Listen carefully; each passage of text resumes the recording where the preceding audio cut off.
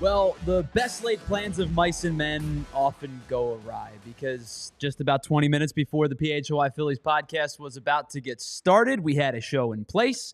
Was going to talk a lot about Emmanuel Clase, not for the reasons that we're about to, but many times, as such, is the life of live podcasters, live radio, live digital. You have to kind of change on the fly. We didn't have time to change the thumbnail, but we are going to have to change the conversation. What's up, everybody? Welcome in to the PHLY Phillies podcast. Tyler Zulli with you here, Andrew Frazier as well. Of course, our show, as always, is brought to you by our friends over at Bet365. Whatever the moment, it's never ordinary at Bet365. Use the promo code up on your screen above my right shoulder up here. PHLY365, deposit $10, place your first bet for $5, and you'll get $150 back in bonus bets, whether your bet wins or loses. And our big deal segment, which was going to be something entirely different, which we'll get to in just a moment, is now going to have to shift gears. So we'll just open things up right from the rip with our big deal segment of the day, which is brought to you by our friends over at Cherry Hill Mitsubishi. Again, get in on all of the awesome offers that Cherry Hill Mitsubishi has to offer you, including the 2025 Kia Outlander. You also get a Kia Soul, 2024 Kia Soul, or any one of their incredible offers. They have incredible offers in stock and in person and online. So all you have to do is head on over any of the bridges right into Cherry Hill, just a couple of moments from Philadelphia and the surrounding suburbs, or shop 24/7 at cherryhillmitsubishi.com. And the reason that we had to pivot just moments before the show started is because breaking news, Jeff Passan reports, among others, that Cleveland Guardians closer Emmanuel Clase has been placed on non-disciplinary paid leave as part of MLB's sports betting investigation. If you remember, he will become now the second member of the Cleveland Guardians to be placed on this administrative leave because of the sport betting investigation. He will join starter Luis F. Garcia I apologize, Luis F. Ortiz. Luis Garcia is a shortstop. I apologize to and a pitcher. There are two different Luis Garcias. One is a reliever, used to pitch for the Phillies. One is a shortstop. Luis F. Ortiz, who was placed on administrative leave in weeks prior.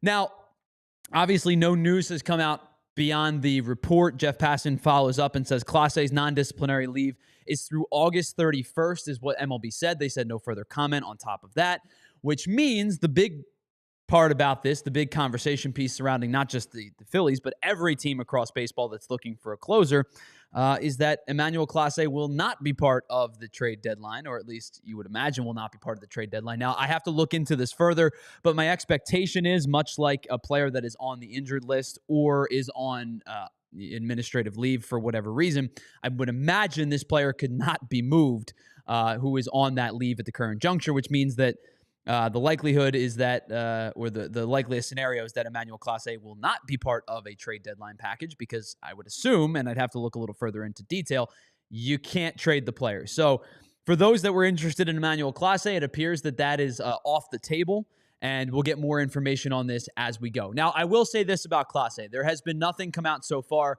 that would indicate that it was he was directly part of it, but I would have to imagine there was enough speculation and enough reporting done and enough internal viewership done within the Guardians organization to place him on this leave.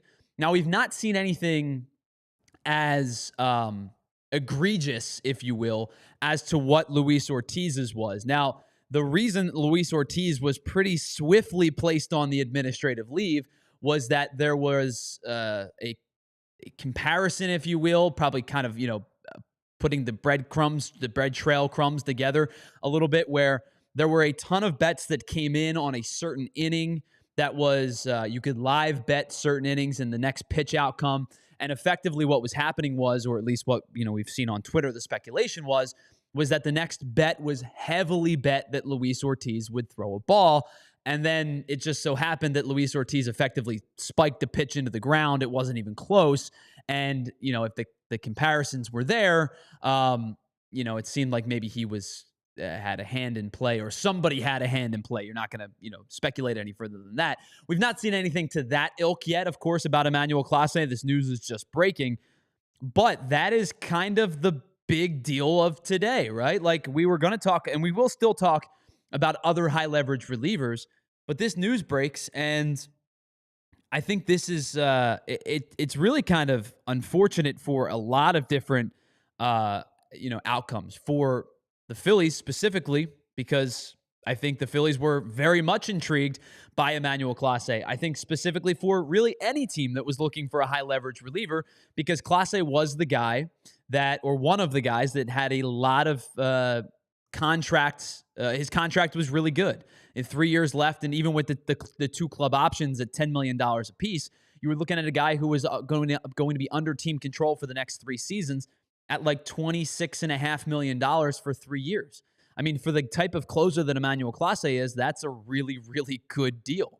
So it impacts not just the Phillies, but any team that was looking to make a move. Of course, it impacts the Cleveland Guardians, because if they were, trying to package a Clase and a Quan type of deal together, one that we've talked about in the past, that's where you get a ridiculous return of prospect haul, right? You end up getting the Crawfords, the Painters, the Millers, the Taites, just within the Phillies farm system. You think about maybe a Dodgers farm system where it's a Rushing or a Freeland or whomever it might be. Like, you've got some really good options in front of you if you are the Guardians that no longer exist, because the trade now kind of gets tabled. And of course, I think the biggest picture of this whole thing is the legality conversation of sports betting within the landscape of Major League Baseball. And listen, this is a hard conversation to have. This is something that is very difficult to have on multiple fronts for us here personally, right? First and foremost, you see in the top corner there, right? Our show is entirely sponsored by sports betting. So it's part of the landscape of sports, right? Like, I can't ignore that fact. It would be hypocritical of me to come on these airwaves and say, well, sports gambling this and sports gambling that, and players are getting associated, and then for me to say, use a promo code. It would be very hypocritical of me and unfair. So I have to acknowledge that. And maybe that gets me in trouble with our presenting sponsor. Maybe it doesn't. But I think it would be extremely hypocritical of me for me to come in here and say all of this about sports gambling while we're being promoted by a sports gambling company. So I have to put that caveat out there. But I think it does promote the larger conversation about sports gambling and the fine lines of legality between fans betting, me betting, you betting, and perhaps players and managers and ownership and whatever it might be having a hand in the process of sports betting. It has become widely accepted across baseball. It is something that we've come to know in our the walk of sports, that gambling is a part of it, and it's legal pretty much everywhere. And so with that being said, there is a fine line between, us doing it as fans, us playing the sports gambling aspect of it, and players and managers and those who impact the game being a part of it. And I think I'm not going to sit here and speculate what Clase did, what Clase didn't do. That's not fair to him. That's not fair to the conversation as a whole. But this is a larger conversation piece that is not going to go away. Major League Baseball has a gambling concern, I'll say, in front of it, where this is just feels like it's just the tip of the iceberg for a larger conversation that's going to be involved in the next several months, in the next off season, and probably into the next collective bargaining agreement. I think that there may be a real stipulation within the collective bargaining agreement that directly discusses sports gambling and directly discusses gambling on baseball. And I'm not talking about the players specifically, but like, are you allowed to promote a specific site while you're a player? Are you allowed to use promo codes? Are you allowed to say, hey, here's the, you know what I mean? Like, there's going to be a lot of conversation about sports gambling within the next collective bargaining agreement. And I think within the next 2 years across Major League Baseball. And so I don't think this is going away. And I don't think this is just starting either. And I think that this is just the immediate conversation piece of a much larger conversation that we're going to have over the next couple of years. And to everybody in the chat, hello to you. Appreciate you. That's our big deal segment today. It wasn't going to be, but that's our big deal segment today, brought to you by our friends over at Cherry Hill Mitsubishi. Again, 24/7 at cherryhillmitsubishi.com, or head on over to any of the bridges to shop locally, right across the bridges, and get on some of the great deals, whether it is a 2025 Outlander or maybe a certified pre-owned that you're looking for. They offer you incredible deals at cherryhillmitsubishi.com. Before we get into the actual conversation that we were going to start with, I want to welcome our second member of today's program into today's show. That is our producer, our co-host, Andrew Frazier. Andrew, this is not something that we expected to talk about, but I think it's going to take the forefront of Major League Baseball conversation for the next couple of days. And we're 3 days away from the trade deadline. And I saw the one comment from Tony up in the conversation. Tony, if you're looking for something else, we will do that conversation, and I apologize. But this is the biggest conversation surrounding baseball right this current second. Yeah, and he's one of the biggest pieces right now on the market. A lot of teams are looking at him to potentially trade for. And this derails a lot of teams, and one of those teams are the Phillies. Sure.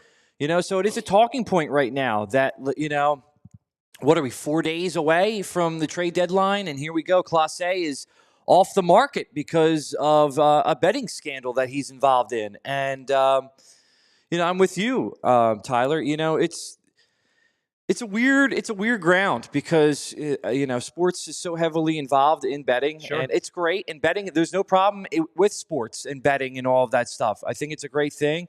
But I was reading a couple of comments, and I agree with some of the comments that are being made today about players and betting in sports. And it's these guys make so much money. You already you're getting paid millions and millions of dollars. Do you have to jeopardize your career or anything just to make a few extra bucks by betting on games? And I want to make this very, very clear. Other than what we know right now, which is he's being placed on administrative leave, paid leave. Non-disciplinary too, so they're not even equating him directly to anything, just putting him on that paid leave. And so we're not going to stipulate past there is no guilty, right? There's no he's betting on baseball, right? Yeah.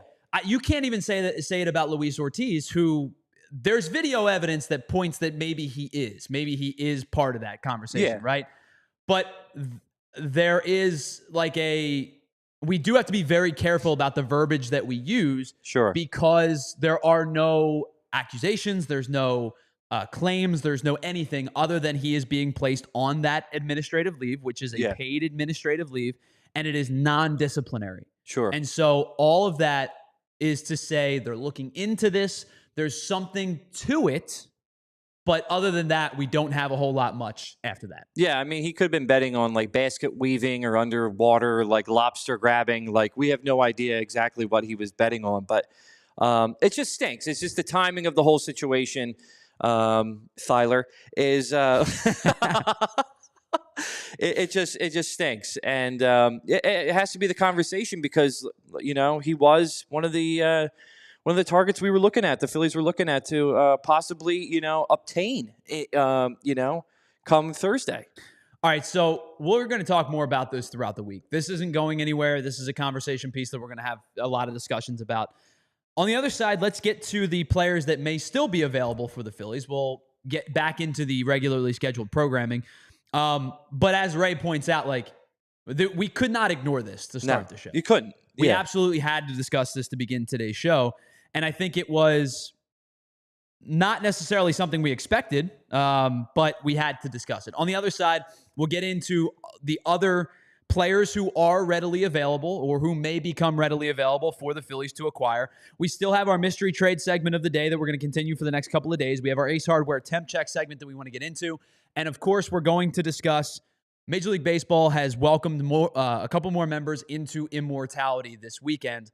Two players in particular stand out for this show. One with Phillies ties, and one because, Andrew, you and I are in the age demographic where this guy means a ton to our age range. Yes, he does. And we'll talk more about him on the other side as well. It is the PHLY Phillies podcast brought to you by our friends over at Bet365.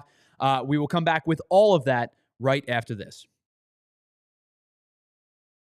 All right, let's start with our friends over at Empire Today. If you're looking to get new flooring done, I can't recommend Empire enough. They are the trusted professionals who get all of your work done in a timely, professional, succinct manner. Listen, we've all been to the big box stores before. You wander the aisles aimlessly. You're looking for what you need. Maybe you find it. Maybe you need help. And when you go to ask for help, it's somebody covering a shift, and it's trickled down. And it's somebody who does a great job. Don't get me wrong. They work hard and they're good at what they do. But they're not flooring experts.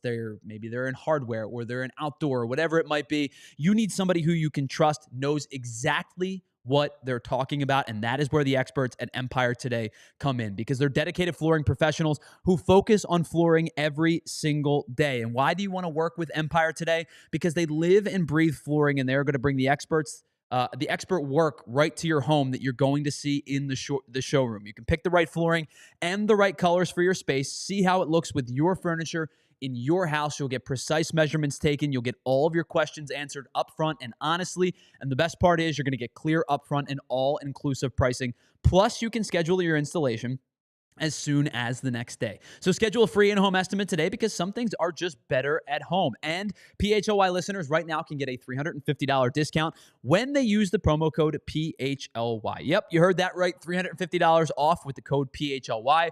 Restrictions do apply. Visit EmpireToday/PHLY for full details. All right, got to tell you about our friends over at Bet365. Whatever the moment, it's never ordinary at Bet365. And find out why 90 million users worldwide have been able to live stream 780,000 events each and every year. You'll get early payout access. You'll also get the widest range of games and markets available for live in-game betting across 78 different sports. And continued breaking news, right? You're going to get the new account, and you'll get an incredible offer, $150 back in bonus bets when you bet $5, win or lose. So all you have to do is sign up, use the promo code PHLY365, deposit $10 and place a bet for just $5 to get $150 back in bonus bets, whether your bet wins or loses. You can use that money on spreads, totals, player props, futures, and so much more. Find out why, whatever the moment, it's never ordinary at Bet365. Must be 21 and physically located in PA. If you or someone you know has a gambling problem and wants help, please call 1-800-GAMBLER. All right, welcome back to the PHLY Phillies podcast. Tyler Zula here with you, Andrew Frazier as well. Hello to everybody in the chat. It is, let's say hello to everybody. Peeling Onions, Eli, Futz, Molly and Barkley's Life, Andrew, K-Red, who else do we have here? MP, let's see, scrolling a little bit further. Tony, I know you said you're out. Hopefully you come back for this portion of the conversation. Ray Schumacher, Elephant in the Room. Everybody, Frank Barber, if I didn't mention you, thank you so much. Alex, earlier in the show, thank you for being a part of today's show. Really appreciate you. We are just 3 days away from the Major League Baseball trade deadline, and let's get into some names that may be available for not only the Phillies, but also for the rest of the contenders. And if you are an Athletics subscriber, I urge you to read this article today that was written, hello to you, Player One and the Mad Cats, that was written by Ken Rosenthal. And the headline reads this. And this is something, Andrew, that you and I have talked about for a long time now, talking about the trade deadline. And the headline reads this. In looking to add a top reliever at the trade deadline, contenders face a conundrum. What's that conundrum, Andrew? The price of doing business. And it's something that you and I have talked about a ton over the last couple of weeks, comparing it to last year's trade deadline, talking about how teams have been very protective of their top prospects over the last 2 seasons, and inversely, the sellers of the world looking to get a lot in return, as they should. You and I talked about Eugenio Suarez a ton, saying that the Diamondbacks should ask for the world for him, and they should. And when it comes to bullpen, now with Clase aside, there are still a lot of team control, high leverage relievers, specifically the 2 guys who are with the Minnesota Twins, Jhoan Duran and Griffin Jax, and Athletics closer Mason Miller. So when you have those guys that are under team control, and of course, Clase, this graphic again was made prior to the show. Clase is out of this conversation, but both Jhoan Duran and Griffin Jax, 2 years of arbitration left before becoming free agents in 2028, which means you would get 2.5 years of team control of those guys before they become free agents. Mason Miller, 4 years. You're going to get 4.5 years of Mason Miller before he becomes a free agent in 2030. So Ken Rosenthal puts the conversation together of, if you're looking for high leverage relievers who are under team control, he says, quote, the teams peddling those pitchers, of course, are valuing them as long-term assets in trade discussions and asking for big returns. Now, teams that are looking to acquire are going to use the conversation of, he says, quote, relievers are volatile, so prone to fluctuate from season to season, even to month to month. Additional years of team control matter less than they do with more stable performers. I get what he's trying to say here, but teams are going to look to the teams that have these guys. Teams are going to look for a lot in return, and they should, Andrew, right? Like, these are two guys on that list have 2 years of arbitration. One guy in Mason Miller has 4 years of arbitration. Oh, yeah.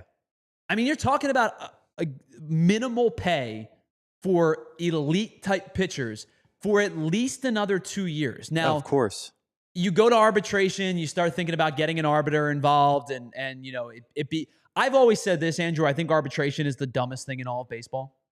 Because basically what arbitration is you get a judge involved, and you basically say, hey, man, thanks so much for everything you did last year. I know you won the rookie of the year, or I know you won relief pitcher of the year. I know you won this award, or you hit 290, or you hit 20 home runs, or you had 40 saves. But your xFIP is actually not as good as we thought it would be. Your ex-Wabacon, literally that's a real stat, but it sounds like it's made up. I think that could be better. So instead of you getting $5 million, what if we gave you 3.5? Yeah. And it's the dumbest thing in the world, because basically a player comes in and said, I did X, Y, and Z well. And the team goes, well, you didn't do A, B, and C well. We love you. We want you back. We want you on our team next year. You're a big part of our conversation. But you didn't do this particularly well. And because of that, and because this is a ploy by owners to keep payrolls down, we're going to offer you 3.5, even though you're probably worth 5. And if you hit the open market, you might get 8. Arbitration's stupid as bleep. It's the dumbest thing in the world. But until the collective bargaining agreement fixes it, that's just how it's going to go. But here's the conversation at large, is that Ken Rosenthal is trying to say teams are trying to keep the scale in balance of saying we want a good pitcher, but we also don't want to give up the world in exchange. So he adds this. Instead, would teams be willing to think about maybe paying pennies on that dollar, or maybe quarters on that dollar for a player who's on an expiring contract? And he says, quote, maybe 30% of the price of those guys do you acquire a pitcher like St. Louis Cardinals Ryan Helsley, who is a rental. So we went and pulled a couple of names who are on relatively contracts that are relatively about to expire, whether it is truly expiring deals at the end of this year or club options. So let's take a look at those 4 names. They include Ryan Helsley from the St. Louis Cardinals, who is on an expiring deal. He'll be an unrestricted free agent. The same could be said for Aroldis Chapman, who is an unrestricted free agent this year as well. And then you have 2 guys who have options. Pete Fairbanks from the Tampa Bay Rays has a club option for $7 million. I would imagine, whether it is the Rays, him remaining with the Rays, or whether it is the team that acquires him, I would imagine the team is going to pick up a $7 million option for a player of Pete Fairbanks' caliber. The other one, I think the most intriguing name at this deadline, because this is a really good team, and it's a team that has recognized it has shortcomings, is the San Diego Padres, and it's why I put Robert Suarez in that conversation there. Robert Suarez has an opt-out at the end of this season. He still has 2 years and $16 million left on his deal, but he could opt out, decline the player option, and become an unrestricted free agent and make a heck of a lot more than $8 million over the next 2 seasons. The Padres are a team that should still believe they are a playoff contender, because they are. They're a very, very good team. And in fact, last I checked, they were in the wild card hunt, and I would imagine they still are at 57-49, very squarely in the wild card hunt. They are the 3rd best team in the playoffs. They are a game a game up, over the Cincinnati Reds for the final wild card spot after the Brewers and the Phillies. The Padres, however, realize they have some deficiencies. They need an outfielder. They probably need starting pitching because they're not sure what Michael King is going to do next year. Are they going to move starting pitching to acquire a bat? Are they going to move from their SERP? It's a very weird situation that the Padres find themselves in because the Padres could be one of those teams that are buyers and sellers at the same time. Now, do they move from a position of strength and move Robert Suarez for a major league player? The Padres are going to be a team that if they're trading players, they're going to want major league players back. With that being said, does Robert Suarez get moved for a starter? Does Dylan Cease, who is struggling this year and also making almost $14 million in the following year, get moved for a bat? Do they move a closer for a starter? The Padres are in a really weird spot right now, but I included Robert Suarez on this list because Ken Rosenthal put him in his article, and I think it's a very valid place to look. So what this whole article, the overarching theme of this article is saying, are teams going to be willing to give up the big haul for the players that are under team control? And inversely, are the teams like the Twins, like the Guardians, who still have Cade Smith, who still have Hunter Gaddis, are the teams like the A's who have Mason Miller, are those teams going to be willing to take 85% of what they're asking for? Or are they going to say, hey, man, if you don't come with what we're looking for, if you don't give us, like in the Twins cases we talked about last week, if you don't give us those two top 100 caliber prospects in exchange, we'll just sit tight. We'll keep these guys till the offseason. We'll keep these guys till next trade deadline. And I've said this before, with the Twins case specifically, I think the Twins have a good roster. I think the Twins are underperforming this year, but I think they have a good team in front of them and could make a couple of finite tweaks and be back into the playoff conversation as early as next year. And if that's the case, then they're going to want Jax and they're going to want Duran. So unless these teams get big-time offers, I would not be stunned if the Twins they're not going to balk at a smaller deal. Now, I do think if they're looking to move the players that they have, they are probably going to do it for 85, 90% of what they're asking for. But Ken's point in this article being, if they don't get what they return, what they deem a win, if they don't get a trade, it's kind of like the Danny Ainge type of trades in the NBA, right? Andrew, like when Danny Ainge was with the Celtics, the prevailing thought about Danny Ainge was like, he'll never make a trade he doesn't think he won. Now, most GMs operate that way, but Danny Ainge was like at the extreme upper echelon of he'll never make a trade that he doesn't think he wins. The Twins are in that spot where if they don't think they're going to win the trade, they may not move Duran. They may not move Jax. The A's the same thing with Mason Miller. So teams might pivot, and which is very crazy to say because I think more times than not, teams want the type of player under team control. But in this particular trade deadline, and I think it almost goes back to looking at Carlos Estevez last year, it goes back to looking at Tanner Scott last year. The one guy that was under team control that went for a decent price was Lucas Erceg. But I think maybe teams are shifting their thought process a little bit when it comes to relievers of, we want a big-name arm, but we're not willing to part with 2 or 3 big-time prospects. So instead, we want a Helsley. And we'll get to the offseason when we get there. We want a Fairbanks. We want Chapman. And we'll figure out 2026 when 2026 rolls around, like the Phillies did with Carlos Estevez last season, right? Maybe Estevez returns, maybe he doesn't. Turns out he doesn't. But I wonder if teams are willing to take that chance to lessen what the trade is going to return. And I don't know if this is necessarily the case. Like, you can't have your cake and eat it too. But it does start to feel like teams are going to potentially value guys on expiring deals, or that club option, take your chance with Robert Suarez type of player, if it means limiting the return on investment, which is crazy to me right now. Which is why, like, I've said this to you plenty of times.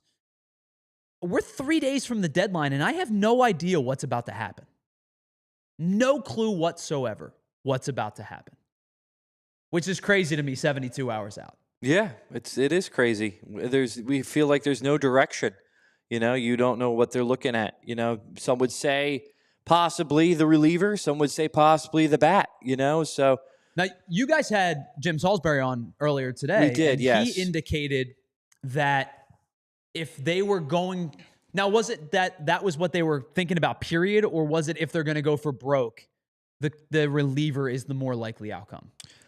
Yeah, it sounded, from what he was saying, it sounded more like their eyes are set on the reliever, and they believe that the reliever is the bigger position right now for the Phillies than the offense. But then he also said that if they end up not getting the reliever, that they would be looking for that bat to add. Sure.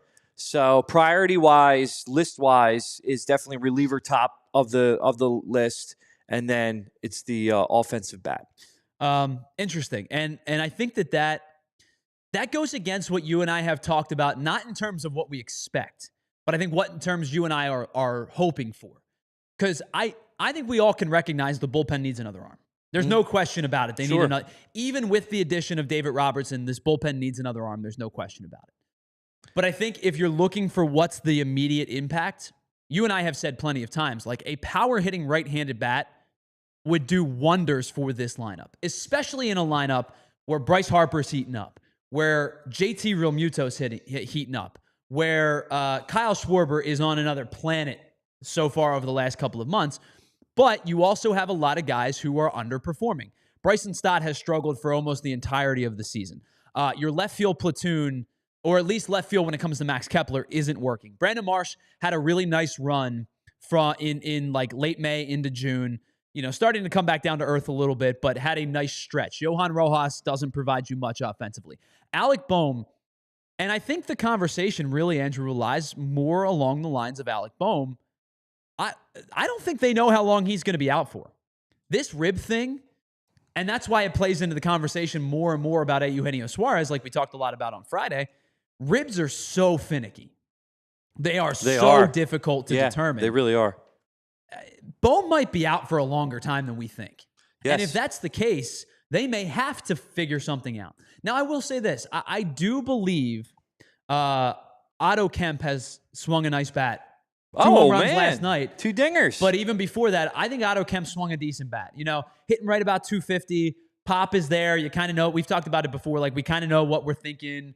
What we see with Otto Kemp is, like, going to swing and miss a lot. Like, there was an at-bat against Rodon yesterday, where I was like, whoa. Like, Rodon's a strikeout pitcher. We know that. And Kemp looked lost. Yeah. But 2 home runs. Yeah. Right? Yeah, it's a good game. Good game from him. I think Kemp's swinging a good bat, but I think that if Bohm is going to be out for an extended period of time, that puts the onus even further on the power-hitting right-handed bat.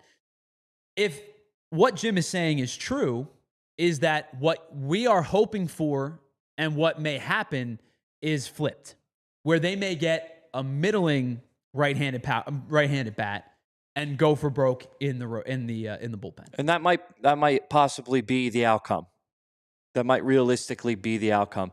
So Anthony brought a name up today, and I thought was pretty intriguing. Adolis Garcia.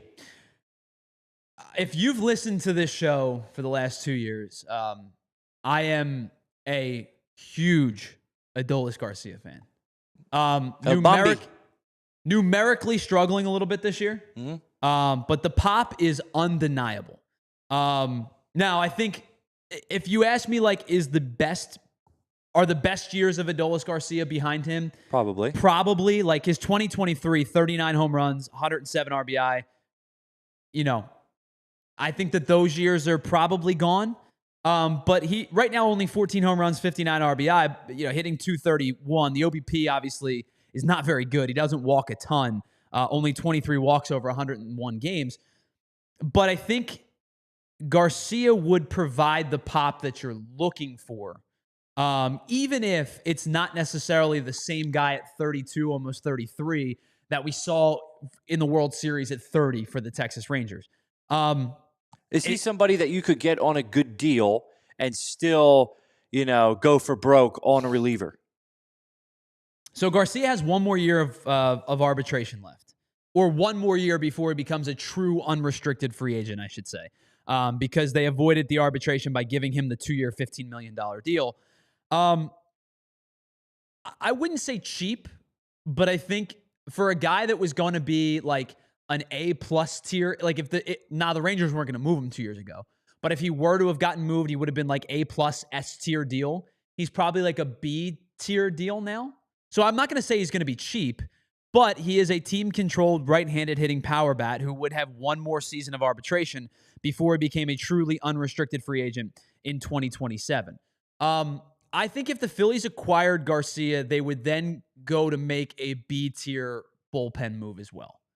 But you could look at that in a positive way and say B-tier power bat, B-tier bullpen move could be enough to propel you to what you're looking for. Yeah, could be. But if they're going to go one or the other, like balancing the scales, right? If you're looking for an A-tier bullpen move, I don't know if Garcia also fits the bill as well. Okay. But again, I mean, I know people brought it up in the chat and we've said it before. We are 3 days and 5.5 hours from the trade deadline. And if you told me that the Phillies were going to go for broke for a reliever, I would believe you, like Jim said. And if you told me that they were going to go for broke on Eugenio Suarez, I would believe you. And if you told me they weren't going to do much, I would believe you. Like, I don't know what this trade deadline holds. And I think that that's going to make for a really intriguing trade deadline over the next 3 days. All right, let's pause for just a moment. On the other side, we still have to get to our mystery trade player. We want to get to our Ace Hardware temp check. And to answer the question that I believe was posed by Elephant in the Room, yes, we are going to be live for the trade deadline, a special Thursday show. So we'll be live again on Wednesday, normal 1 o'clock time, and then a special trade deadline show, 5 to 7, right here on PHLY. Me, Rich Hoffman, Andrew Frazier will be with you for a 2-hour run as we talk all about the trade deadline. We'll talk about who the Phillies may get. We'll talk about who they do acquire. So it's an hour before the trade deadline and an hour after the trade deadline. We will be live for 2 hours on Thursday evening. Super, super excited about that one. Let's pause for just a moment. On the other side, we'll get to our mystery trade player and our Ace Hardware temp check segment, and we will do it all right here on the PHLY Phillies podcast. We'll be right back after this. All right, whether your team wins or not, there is always another way to play on the BetParx online casino app. It's an incredible app that gets you the My Hometown Casino of choice right in the palm of your hand. You can check out all their new casino games like Huff and More Puff or Fireblaze Sky Queen. They are BetParx exclusive. You're not going to find them anywhere else. It is the only casino app that I would recommend. I play all of my favorite casino games right in the palm of my hand, from my couch, from this seat, wherever I want to be. I can play all of my favorite games from Parx Casino right in the palm of my hand. And they also offer incredible table games. You can play blackjack, roulette, craps, poker, baccarat, and of course get in on all of your online slots like Cash Eruption, 88 Fortunes, and Cleopatra, and you can do it again all right from the palm of your hand. And new users will get $1,000 in casino bonus back if you're down in the first 24 hours. Head on over to betparx.com, download the app right now, and enjoy all of the excitement and the action from the casino right at your fingertips. Must be 21, and in PA, New Jersey, Maryland, or Michigan for BetParx, you love to play, you play to win, you bet BetParx. Gambling problem? Call 1-800-GAMBLER. Oh, Tyler, I walked into my garage yesterday, and it felt like a sauna. Dude, I got to tell you, even for somebody who loves summer, it's getting a little ridiculous out there. Dude, I know. So, I got 10 bags of ice, and I was going to make an ice bath because, the healing properties and all that stuff, and just to beat the heat. But when I went to go make the ice bath outside, all the bags of ice melted.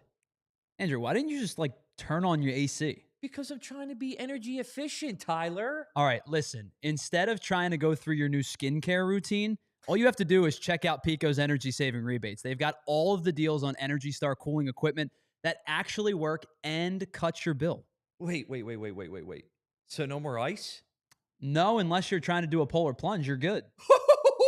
Now that's what's up. Just head on over to pico.com/ways to save. They've got tips for everything. Heating, cooling, lighting, you name it. All right, welcome back to the PHLY Phillies podcast. Tyler Zulli here, Andrew Frazier with us as well. Jim Bowden, the former MLB GM, he's an analyst now. He's on CBS Sports, does a whole bunch of stuff, was on Foul Territory just recently and said, quote, "This is a huge blow for them," talking about the Cleveland Guardians, "because this was going to be an opportunity to reset their organization by using him as trade bait. Jim Bowden seems like it was a pretty much, now I didn't get this sense, but Jim is clearly way more locked in than me, that it was almost a foregone conclusion that the Guardians were going to move Emmanuel Clase in the next couple of days. And from what it seems that Jim is feeling, not only were they going to move Emmanuel Clase, they were going to get a lot back for Emmanuel Clase. And I think that, with him not being able to be moved, this is a pretty big deal for the Guardians and for Major League Baseball. All right, we're going to get to our Ace Hardware temp check in just a second, but I didn't want to forget about this because this was a significant piece of news, at least in terms of with the Phillies, for the Phillies. And it kind of was higher up on our show segment before the Emmanuel Clase news broke. Jeff Passan, who's, I guess, working round the clock for the next 72 hours or so, has an article out on ESPN, and it's free to view, so you can just click on over there and read the article. And this is the quote, and then I'm going to talk more about it. Andrew, this quote is pretty telling about how players feel and about how the MLBPA feels about what we're about to talk about. Here is the bar from this story. Philadelphia Phillies star Bryce Harper stood nose-to-nose with Rob Manfred during a meeting between the Major League Baseball commissioner and the team last week, telling him to, quote, "get the bleep out of our clubhouse" if Manfred wanted to talk about the potential implementation of a salary cap, sources told ESPN on Monday. First and foremost, you know how much gravitas, you know how much balls you got to have to tell basically the boss of the league? Like, that would be like us going to the big boss of ALLCITY and telling him to get the bleep out of our office if he wanted to talk about something. Yeah. You know how fast you'd be fired, Andrew? You know how fast I'd be fired if I did that? Pretty fast. Immediately. So you got to have, and Bryce Harper has it, don't get me wrong. He's got the gravitas to do it. But this was in a larger conversation. And we saw reports about this the other day where it said that there was confrontation, it got heated. Rob Manfred swore it was professional and didn't go over the line and blah, blah, blah. Now this comes out, and Bryce Harper basically telling him to get the bleep out of their clubhouse. Manfred was going around baseball and having conversations with every team. And Jeff Passan says it's an effort to improve his relations with every team's players. Conversation lasted more than an hour.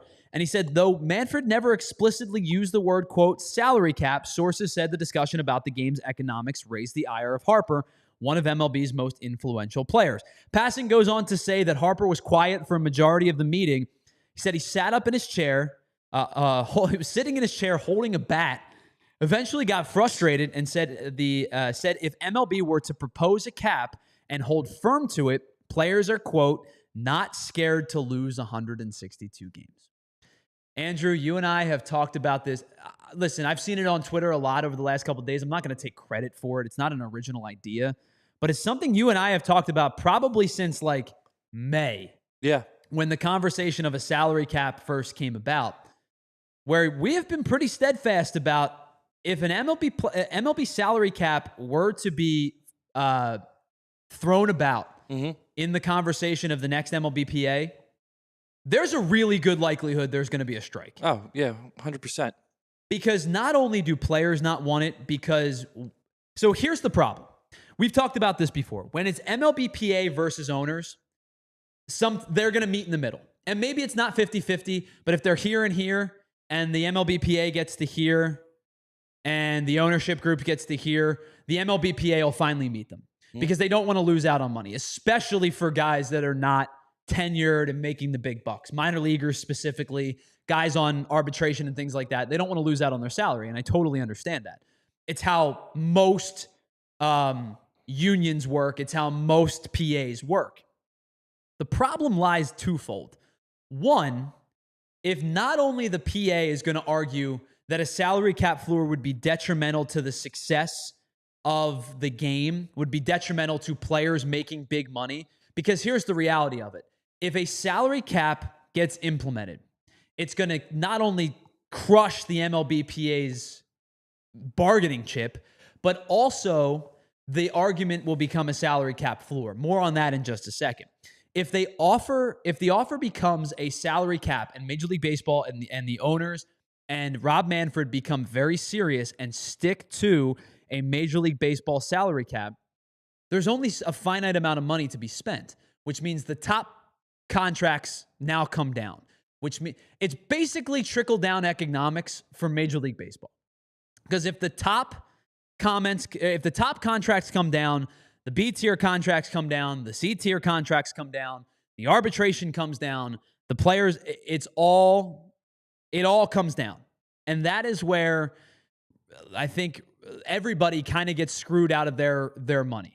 And Bryce Harper is going to argue for it. The big-time contract guys that are going to, maybe get in one more contract, they're going to fight for it. The guys that haven't gotten their big-time contracts for it, like Andrew, I think about certain players across Major League Baseball. You know who's going to get screwed out of if a salary cap gets implemented? Two guys in particular I think about. The guy coming up very soon, Tarek Skubal. The money he's going to make in a free market league is crazy.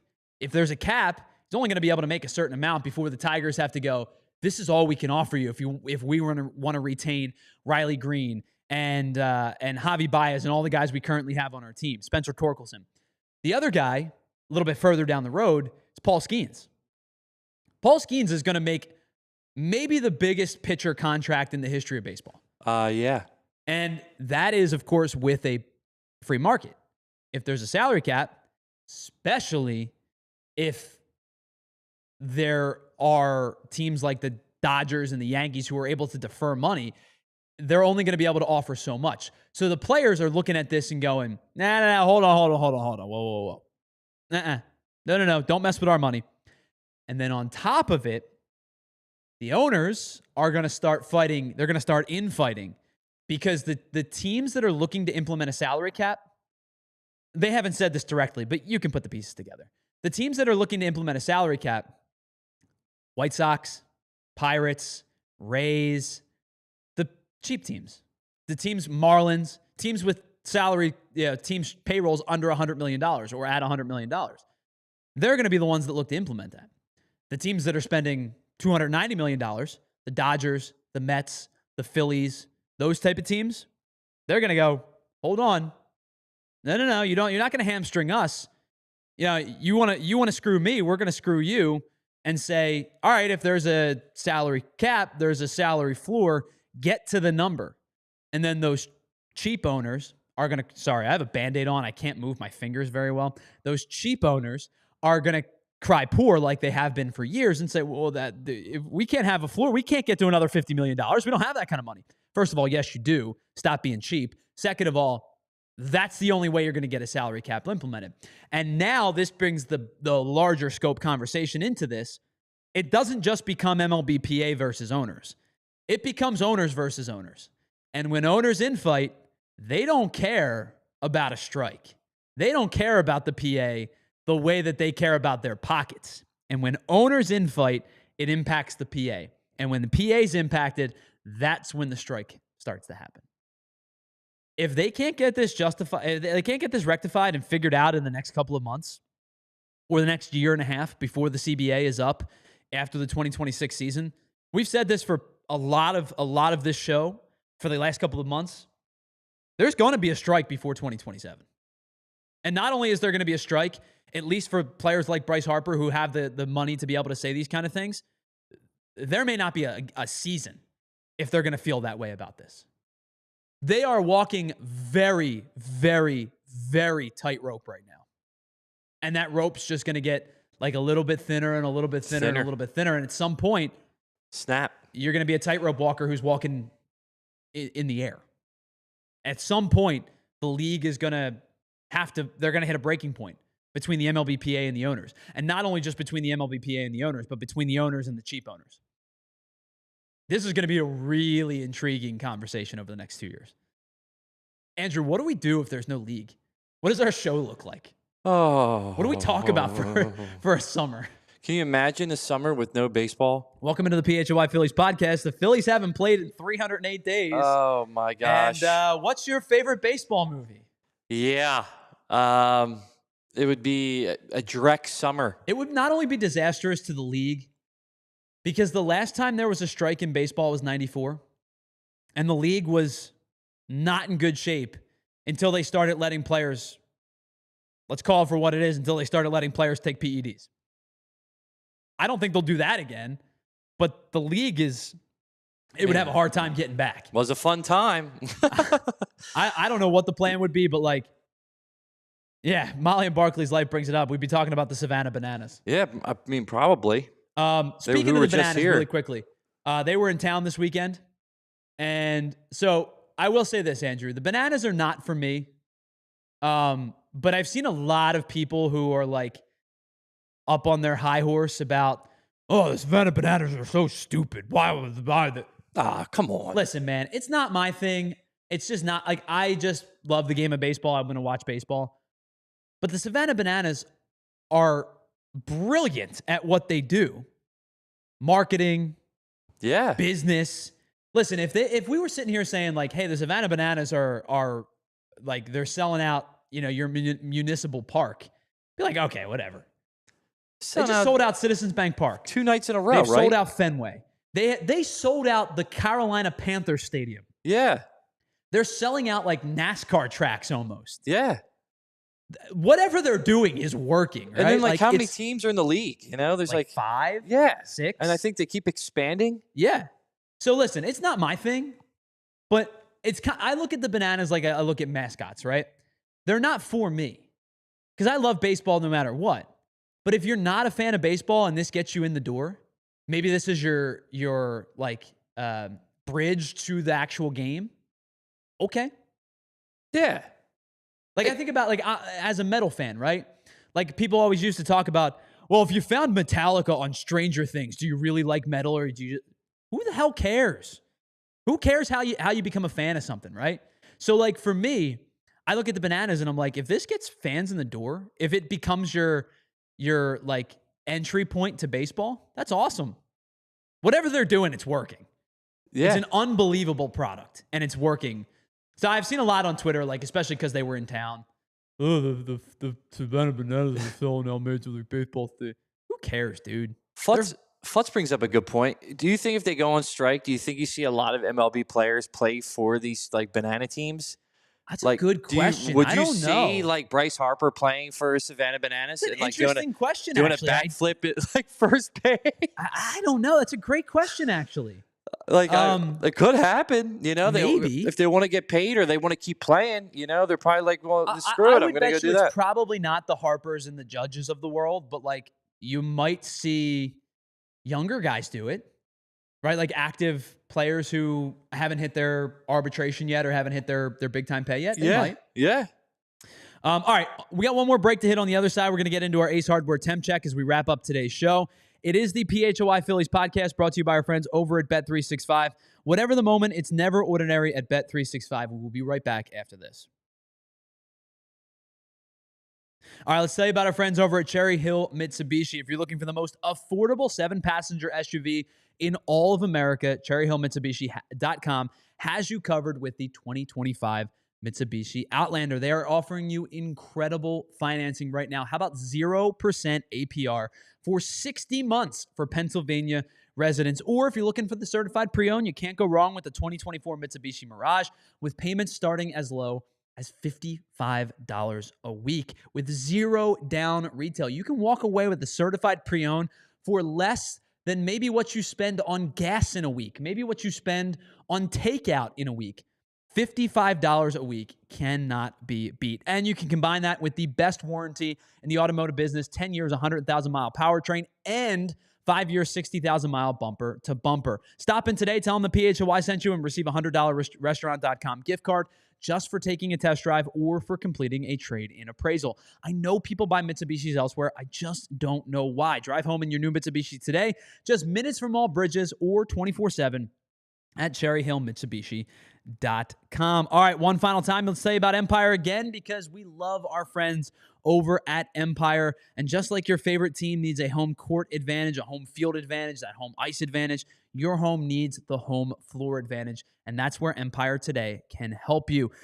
Why choose Empire Today? Because they offer the incredible upfront and honest and all-inclusive pricing, but you're also going to get work done by experts in the industry. They're going to come into your house. They're going to show you the right fit for your home with your furniture, match you up with the right style, whether it's hardwood, carpet, whatever it might be. They're going to get you the exact look that you're looking for with your furniture and show you exactly how it's going to look in your home. Also, they'll take precise measurements and have all of your questions answered, so there are no surprises. Schedule your free in-home estimate today because some things are just better at home. PHLY listeners get a $350 discount when they use the promo code PHLY. Visit EmpireToday/PHLY for full details. All right, welcome back to the PHLY Phillies podcast. Tyler Zula here with you, Andrew Frazier as well. We're wrapping up today's show. We still have to get to our Ace Hardware temp check segment, of course, which is brought to us by our friends over at Ace Hardware, where we check in on who's heating up or who's cooling down for the Phillies and across Major League Baseball. I think it's a pretty obvious one for us today, Andrew. Who's heating up for the Philadelphia Phillies?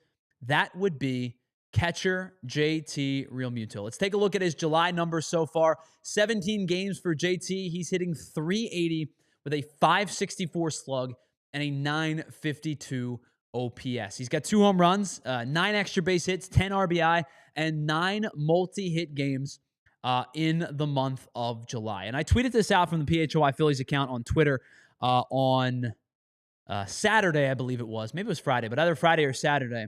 What I love to see with JT and what I notice when JT is going at his best is JT hits to all fields.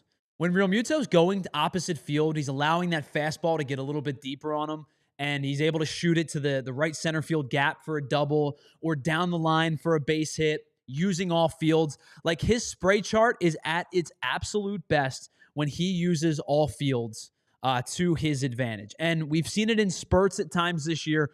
We've really seen it over the course of his Phillies tenure. Is like you see a lot of singles, a lot of singles down the right field line or over the second baseman's head. Doubles in the right center field gap. 2022 really was like the big year for that, where there was like 8 or 9 doubles to right center field, 7 or 8 home runs to the opposite field as well. When JT is at his best, he's able to use all fields to his advantage, and I think it's pretty much directly proportional to the leg kick that he has. And I think at times it just gets too high. Now, we've seen him drop it with 2 strikes, but when he's going, it's less of a pull, right? It's less of like a true knee leg kick as it is more just a placement thing. He goes to the toe tap with 2 strikes, but it's not nearly as high when he's going. And he used to be able to get away with this super high, knee up to the chest thing because his hands were quick. And his hands so far this year have still been pretty good. He's in the 60th percentile, but just, 2 years ago, he was up in the 71st percentile. So his bat speed has come down a little bit from 73.5 to 72.6. Now, 0.9 miles an hour doesn't seem like a ton, but it's a pretty significant difference for a guy who needs to get his timing right with the toe tap, with the leg kick, with the hands coming through the zone. JT Realmuto so far this month of July has been awesome in the month of July. It was a good June for him, but it was a really even better month of July, to the point where JT has not had this good of a season, that 380 season, this good of a month, I should say. That 380 month from JT Realmuto has not happened this good since May of 2024. This is the best statistical month for JT Realmuto in over a month and over a year, and closing in on a year and a half of baseball. This has been an excellent year for JT. He is our Ace Hardware Temp Check segment member. He is heating up in a huge way, and the Phillies certainly could use him moving forward. All right, before we head on into our final segment of today's show, I do want to say thank you to everybody who's watching on our streaming platforms, our Roku, our Samsung, all of our streaming platforms. It is officially time for our overtime segment.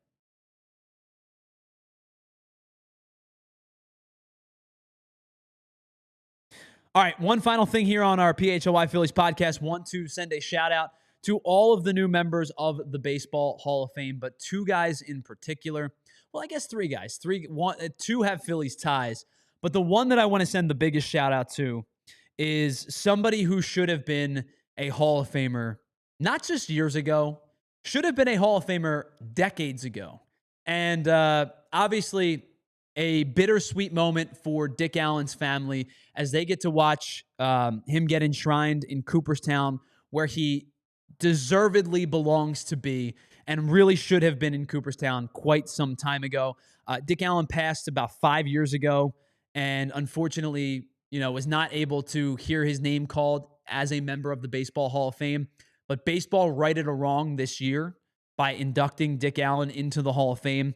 Career .292 average, 351 home runs, over 1,100 RBI, a career slug of .534, a .912 OPS, the 1964 National League Rookie of the Year with the Phillies that season. Ended up leading the National League in triples and runs scored.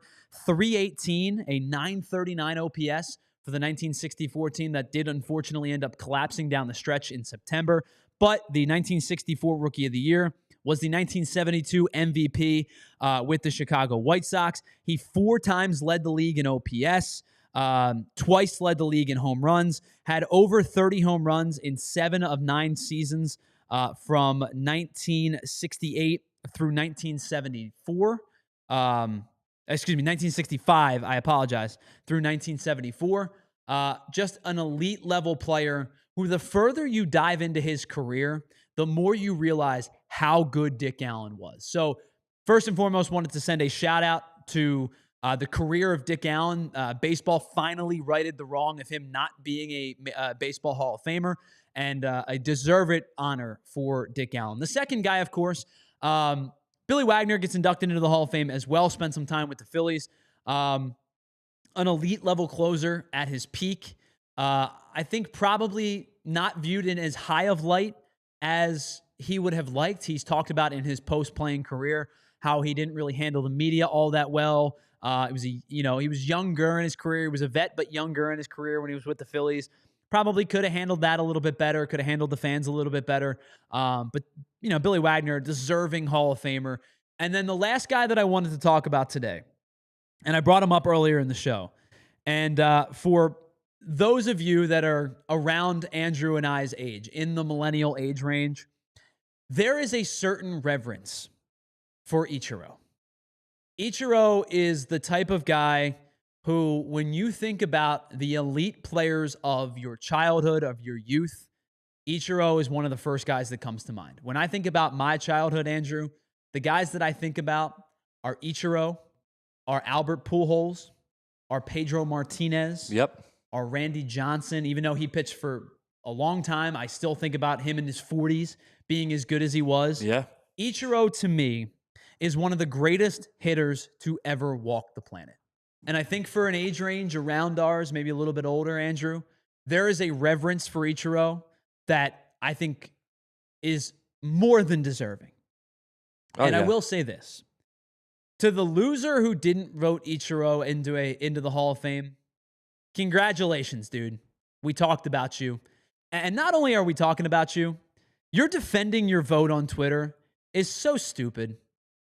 Like, what else did you need to see from the guy to say that he wasn't a first ballot Hall of Famer? And if your argument is, well, when the first group didn't, when Babe Ruth didn't get inducted on the first, Ty Cobb, shut up.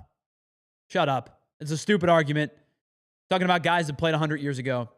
I don't care about the first ballot thing anymore. If a player is first ballot deserving, vote for the player as a first ballot deserving member. And I'm glad Ichiro kind of took like a joking pot shot at the guy a little bit.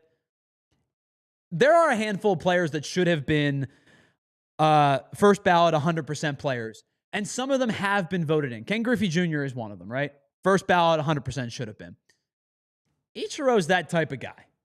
Ichiro should have been 100% voted in, and the fact that one nerd decided, I'm going to make this about me, is so ridiculous. Now, the last thing I want to bring up, Ichiro is one of the, I believe there are 30. Is there 30 guys on this list, Andrew?